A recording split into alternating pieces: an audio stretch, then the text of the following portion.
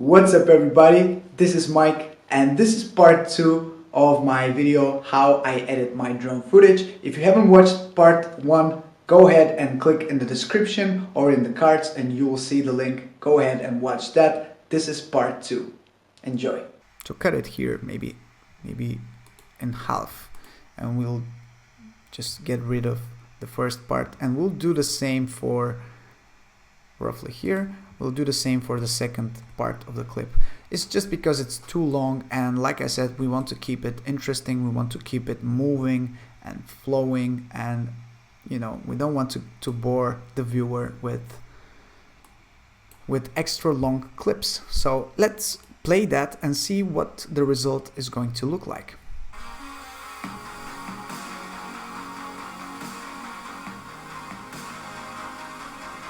I think it looks good, but we have a nice clap here around this part. It was here, so I will just drag and extend the clip until this clap.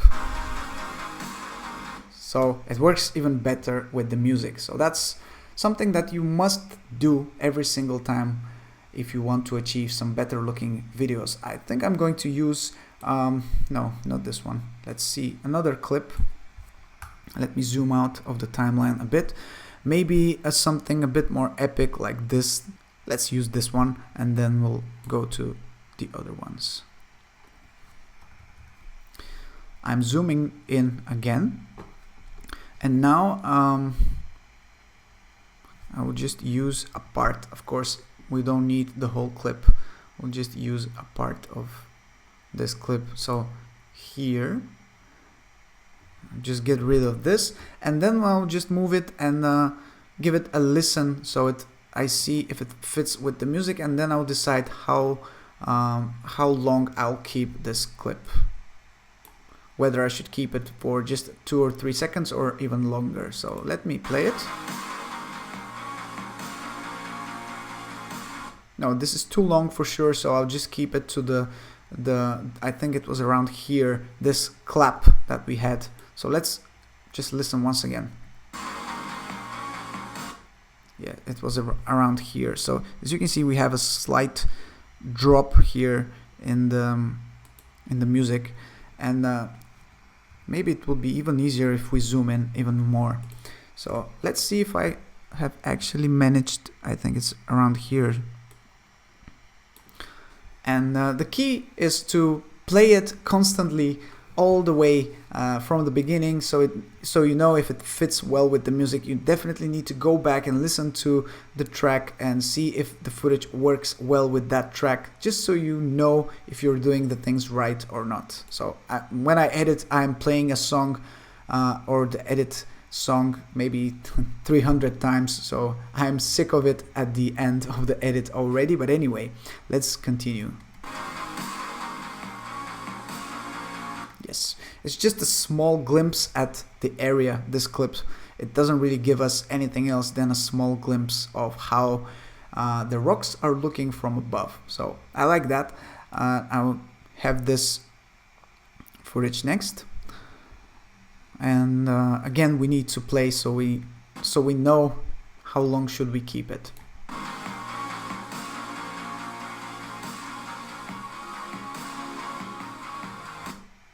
I would just keep it until here. I would just cut here.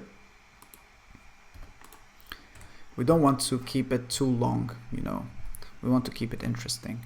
Now the next thing, I think I will use this clip, which as you can see is too long anyway, but again I will use a portion of it and then I'll cut and maybe speed it up a bit.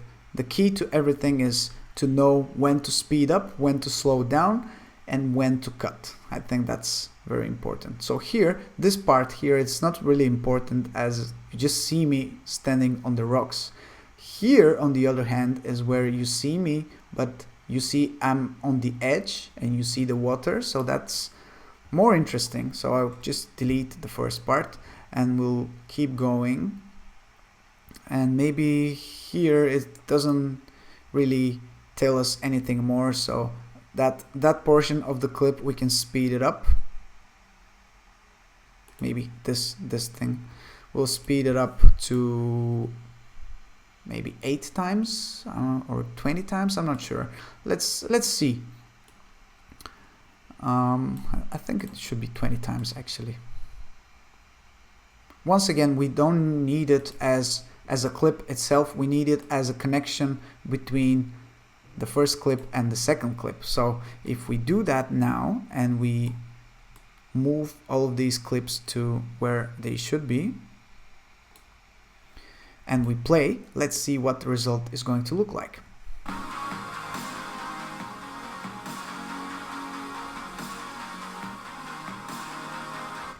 Yeah, there was something wrong with, yeah, we had a gap between the clips, which is not good.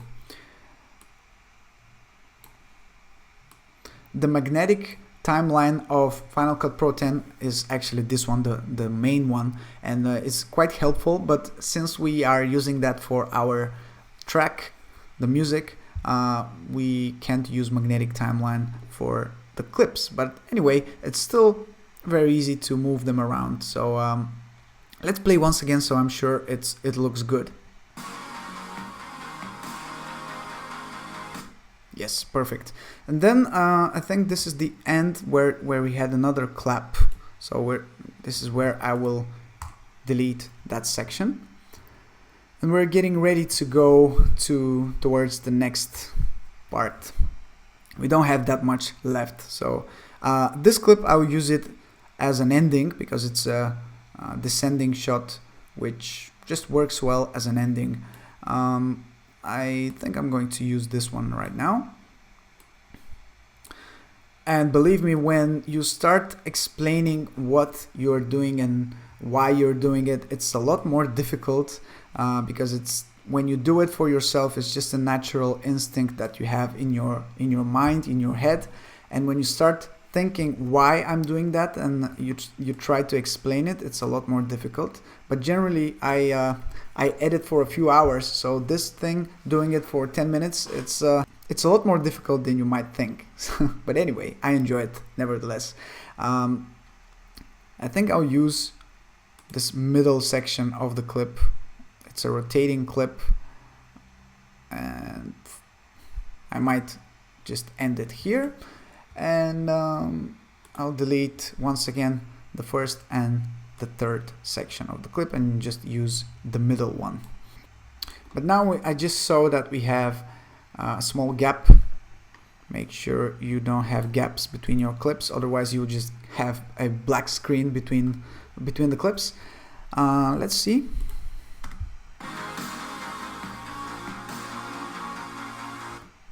This is just where the other clap is going to happen, so I'm going to cut here. And I'll use this one as an ending as a second to last clip, just because I enjoy this look here.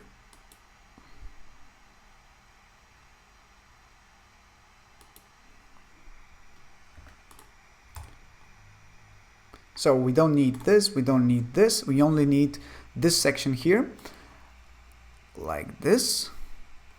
And then we'll need this final descending shot that I have taken, which I think I will need to use from around here. So we see a bit more of the ground and not so much from the sky. Let's zoom in a bit. As you can see, we have a bit of a gap, so I will just extend this clip so it takes all the space. And it's not all the space yet. Okay, now it's done. We'll do the same for the ending. And now if we play it,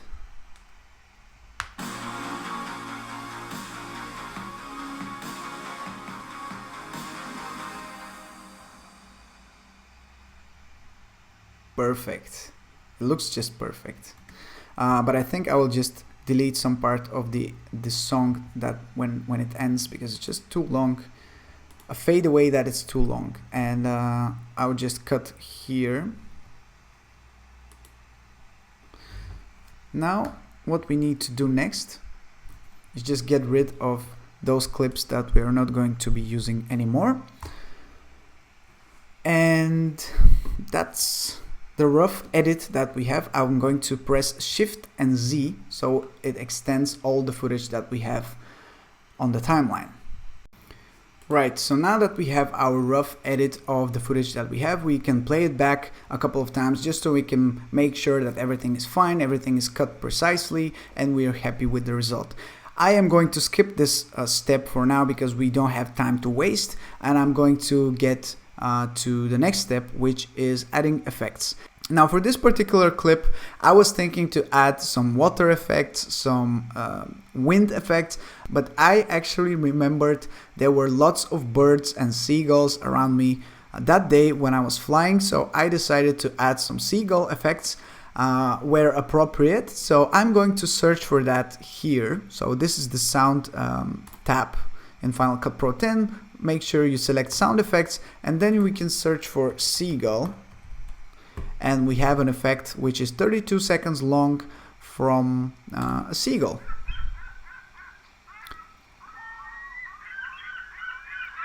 Sounds like a couple of seagulls are fighting, but let's see how it will work for our clip.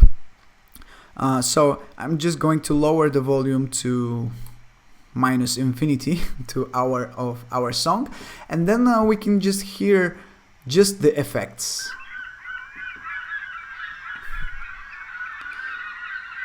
This is kind of crazy, so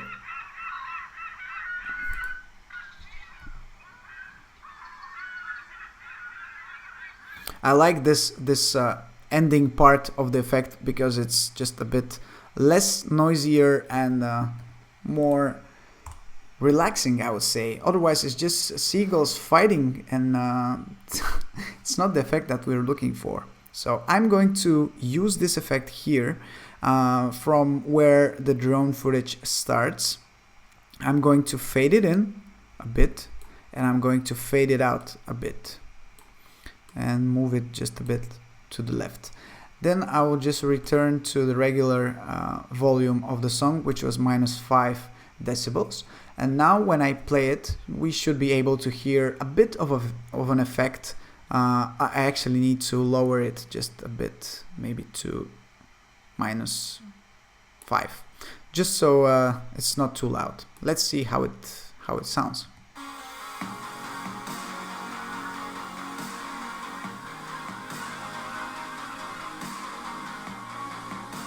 I actually like how it sounds, but I'm not sure this is the right placement for this effect. I think it should be something around here where I'm closer to the ground and where there could be more seagulls around me. So I'm just going to move it here where this clip starts, and maybe even more to the right. And then yeah, I think it will fade away right here, which is fine. Of course you can play with it a lot more, but this is just something that you can start experimenting with. Adding effects like wind, water, seagulls, or just traffic noise or anything else just adds a lot more life to your clips, and it's something that I highly recommend you to do, and give it a try if you want to. So I'll just keep it here.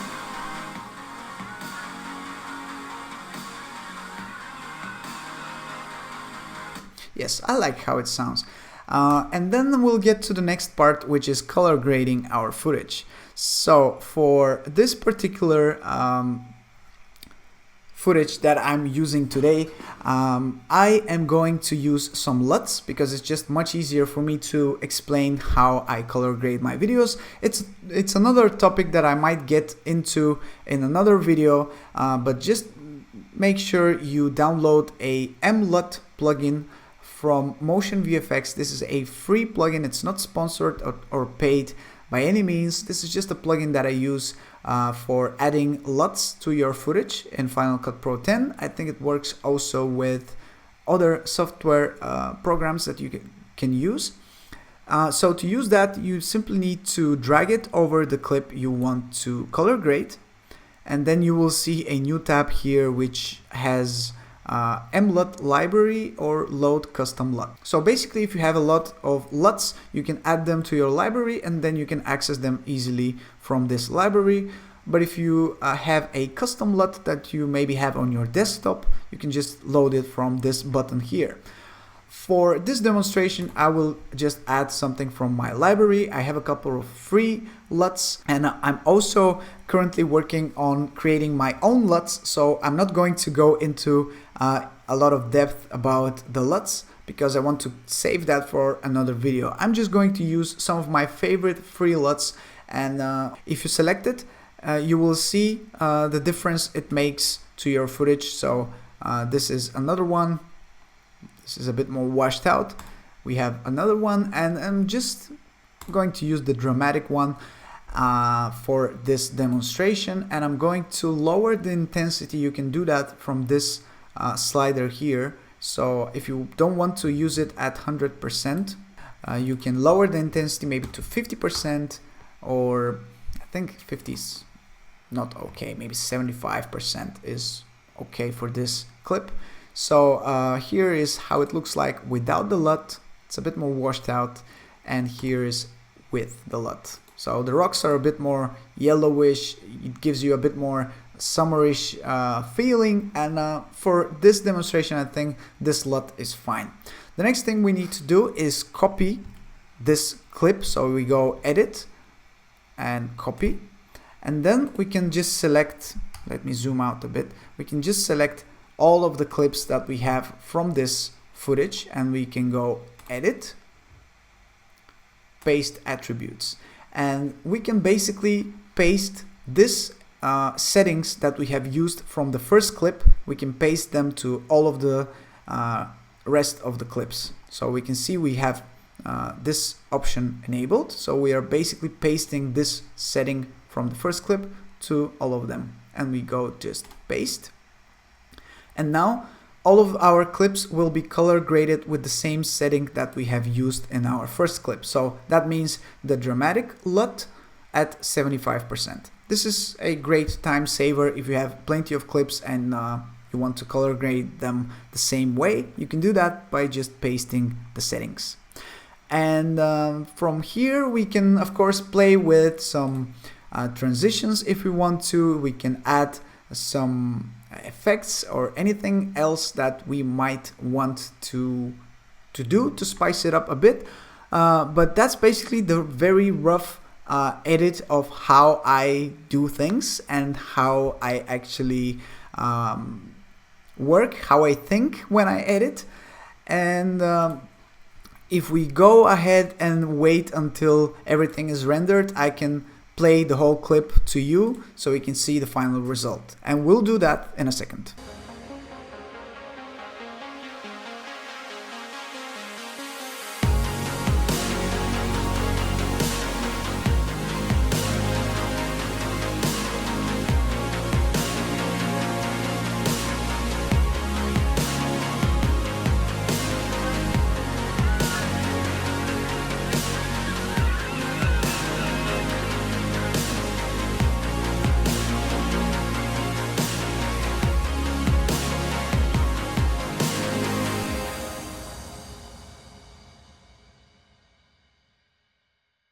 And there you have it, guys. This is how I edit my drone videos. I tried to pack as much information as possible for you to enjoy, and I really hope you found this video helpful and interesting.